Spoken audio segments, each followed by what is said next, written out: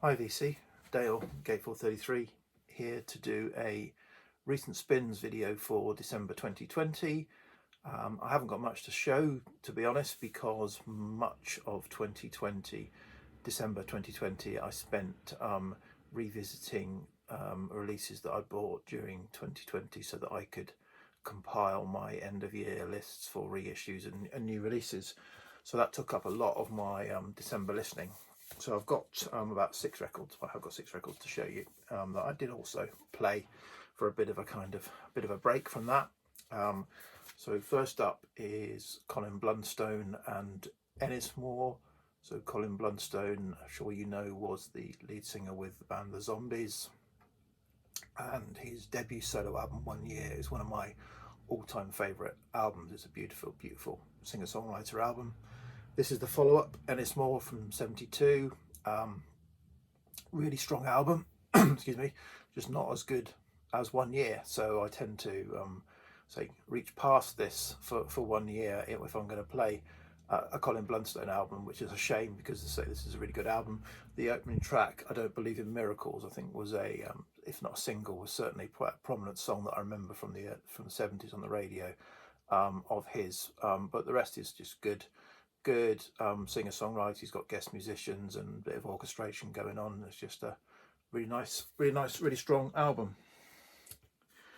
Next, also from '72, is Jethro Tull's Living in the Past. So this is a double album and it's a collection of non-album tracks, singles and B-sides that they put out. Really great compilation. Came out in '72, as I say. It's got songs, so it's got sort of stuff from probably the first 2 or 3 albums on it.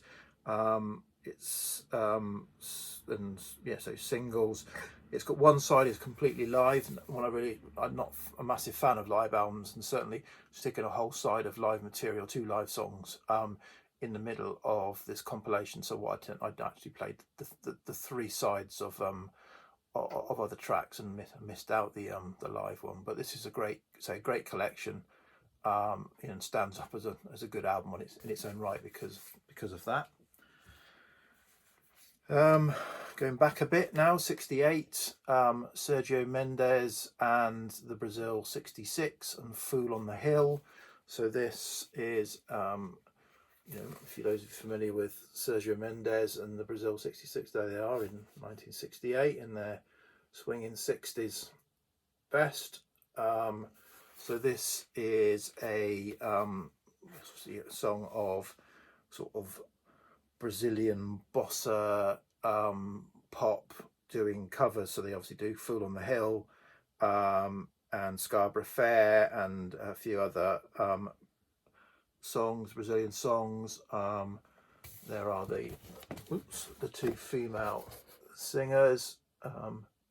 So really, it's a good album, but doesn't stand out some of their others. So it's kind of, when I listened to it, it actually ended up kind of just blending into the background, which is fine.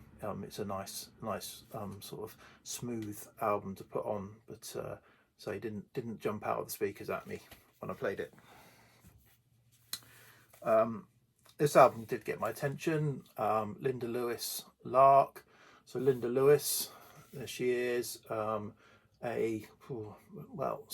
folk soul singer songwriter.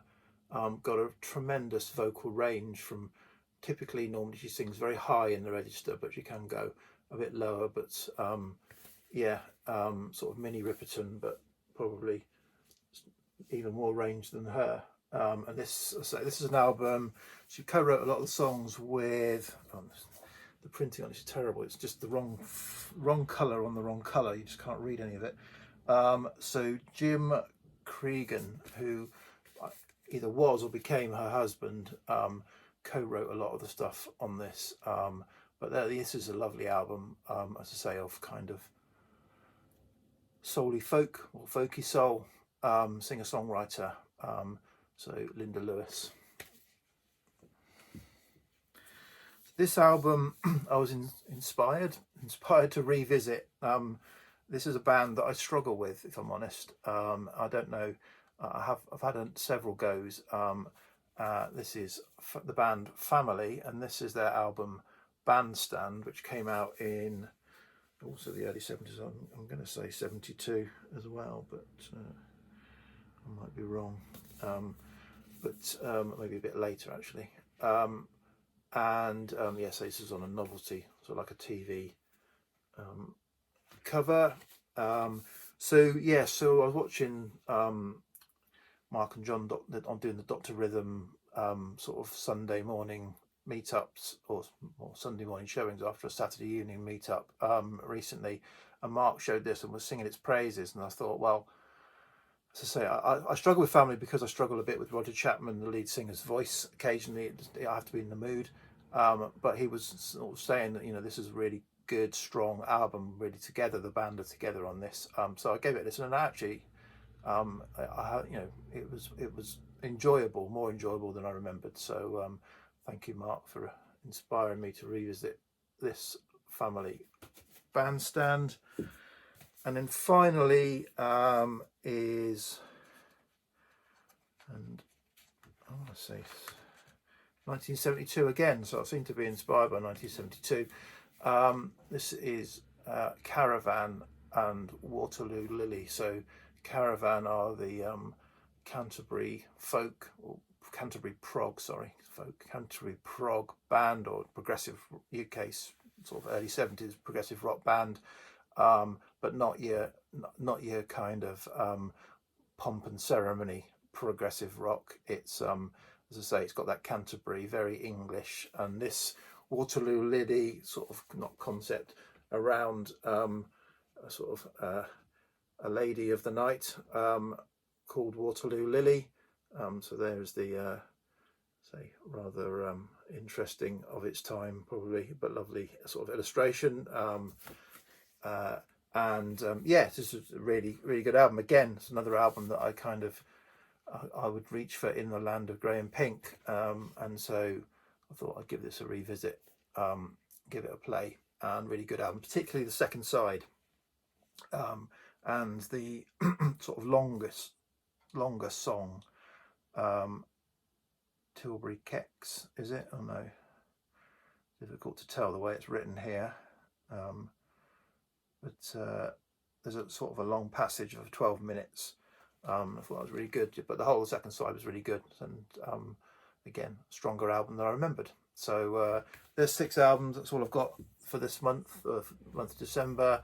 But I'll be back with maybe some recent finds, and I'll be back with, I've got an idea for a sort of a series of videos that I'm going to try and do for certainly in the next, start it soon and see how it goes.